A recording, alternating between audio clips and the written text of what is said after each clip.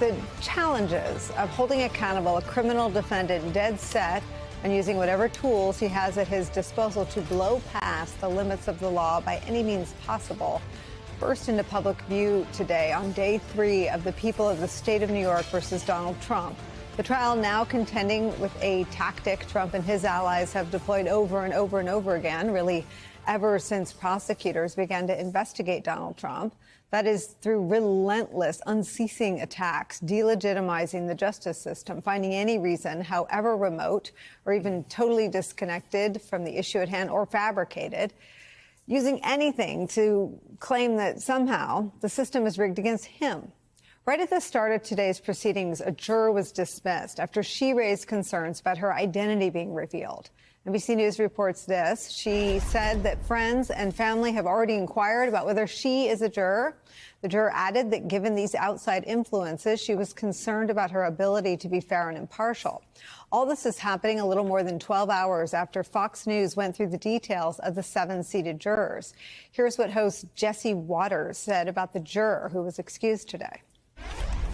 She gets her news from the New York Times, Google, and CNN. She said 2 things that really stuck out. One, quote, "I don't really have an opinion of Trump," and, quote, "No one is above the law." I'm not so sure about juror number 2. Only on Earth, too, is being above the law a prerequisite to being a potential juror for Donald Trump. That's crazy, but this is where we are.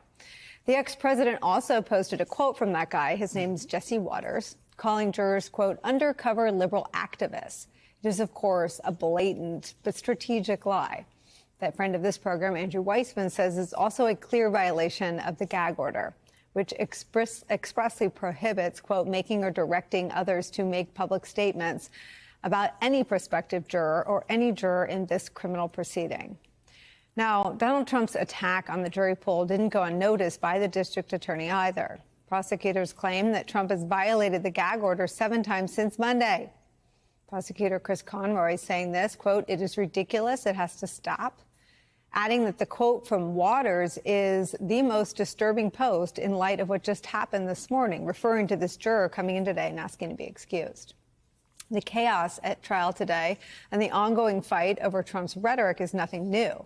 The country's been grappling with the dangers posed by rhetoric from Donald Trump and his allies ever since the ex-president descended the escalator. The difference now, of course, is that it threatens to kick sand or something worse into the gears of Trump's first ever criminal trial. As scholar Ruth Ben-Ghiat tweeted today, this is what authoritarians do. They incite violence against anyone seen as having the power to harm the cult leader. This is also designed to make it very difficult to find jurors and thus proceed with the trial. It is a form of sabotage of our democratic justice system. It's also where we start today with some of our favorite reporters and friends. NBC News correspondent Vaughn Hilliard is back outside of the courthouse for us today. With us at the table, New York Times investigative reporter Suzanne Craig is here. She spent today inside the courthouse. Plus, senior executive editor at Bloomberg Opinion and MSNBC political analyst Tim O'Brien's here. Also joining us, former top official at the Department of Justice and MSNBC legal analyst Andrew Weissmann. There's so much happening, I almost don't know where to start, so I'm just going to go in order. Vaughn Hilliard, tell me what you're seeing. Yesterday, about 24 hours ago, Nicole, you and I were having that discussion with the crew about the political ecosystem that we live in the year of 2024. And it's not even necessarily just the pressures that could come from a criminal defendant like Donald Trump. But when you're dealing with such national attention, such community attention on a trial like this, with such high political stakes 6 months out from a general election, there are bound to be individuals who will be jurors who have family members, friends, fellow church members, who have differences or very strong opinions on whether Donald Trump is guilty or not. And this is the first juror number 2, who made the call to the court last night after hearing from friends, families, and colleagues, asking if she was in fact a juror on the Trump trial and saying that she didn't know this morning whether she could actually be impartial because of those pressures. And so now this process here continues. And another part of this, I just want to, just from the last half hour, Nicole, walking through some of the questioning from the prosecutors and the defense team of this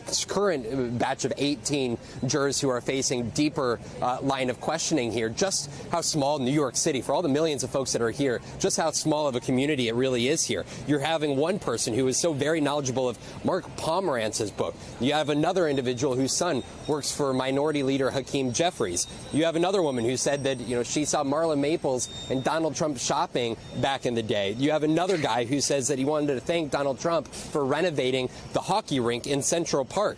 This is the defining juror that they are currently in real time discussing whether to strike from the jury. This particular juror says that about 15 years ago, get this, she stayed overnight with her husband at Susan Nicholas's home. Susan Nicholas is one of Donald Trump's defense lawyers, and so they are currently having a discussion over whether she can continue on and be potentially seated as a juror. It's sort of wild when you're going into just the stories of these individuals and who may be the ones to determine whether Donald Trump is guilty or not, Nicole.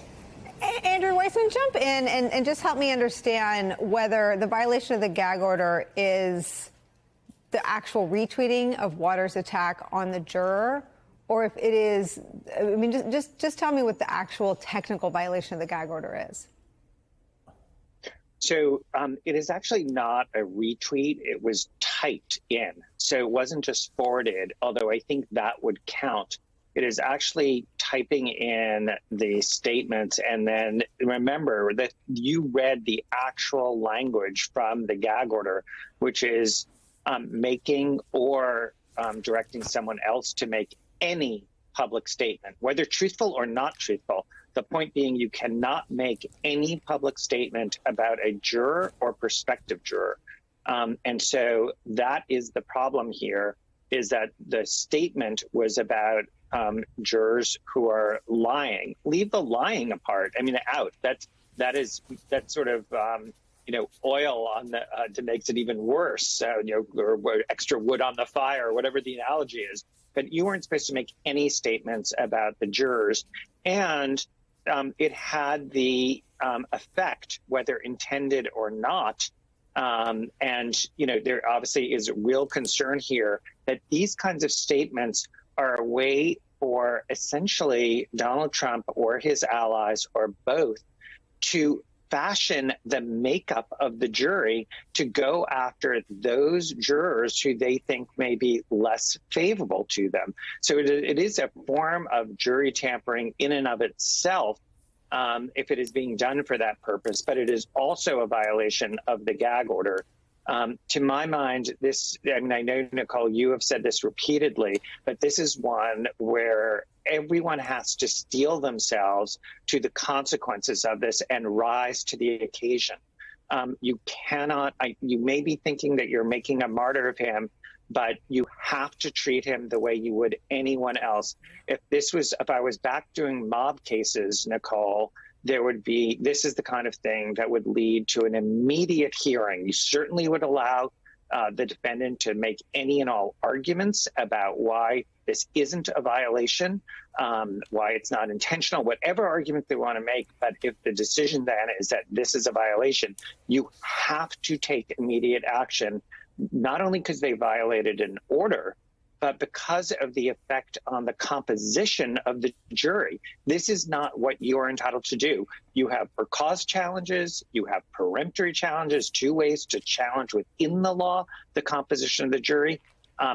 Public harassment of jurors is impermissible. And finally, just to your point, Nicole, about how long we've been continuing to do this, I remember very well, and it's in the Mueller report, Donald Trump tweeting about the jury and about Paul Manafort during deliberations of the Paul Manafort criminal trial. Mm-hmm. And that was listed as a form, that was one of the 10 grounds of potential obstruction of justice in Volume 2 of the Mueller report.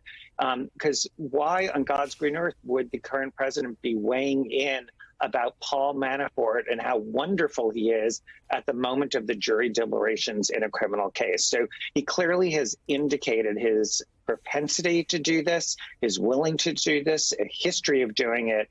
And I do agree that the district attorney is correct to say that this is something where a hearing does need to happen on this as soon as possible.